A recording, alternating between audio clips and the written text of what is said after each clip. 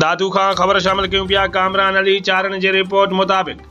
पीर फैमिलीअ जो हिकु नओं साराह जोॻो कमु। दादू सिटी में न्यू बहितरीन school education foundation Shah Jahan park सां गॾु ऐं बहितरीन सिहत लाइ दादू हेडक्वार्टर DHKU अस्पताल जी बजट जी मंज़ूरी।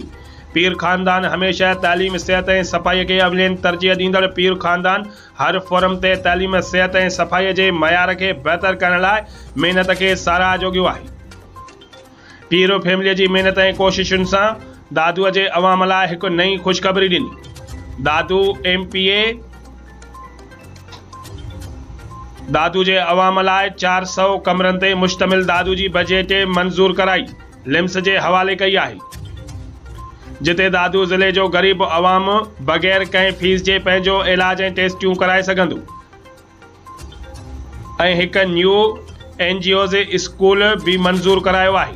जंहिंमें दादू सिटी जा ग़रीब ऐं मज़लूम ॿार पंहिंजी मुफ़्त तालीम हासिल करे रहिया आहिनि ऐं ज़िले हेडक्वार्टर में 400 बेडनि जी अस्पताल जी बजट जे लाइ सिंध असेंबली में कानून पार्लियामानी मामलनि ऐं इंसानी हुकूकनि जे चेयरमैन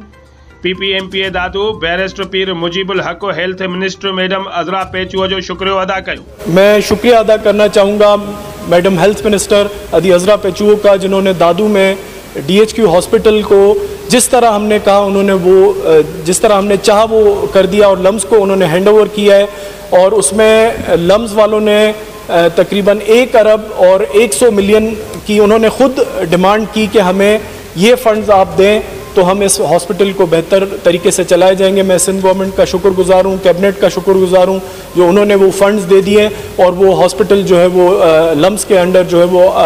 बेहतर से बेहतर वहाँ के दादू के अवाम को डिलीवर कर सकेगा।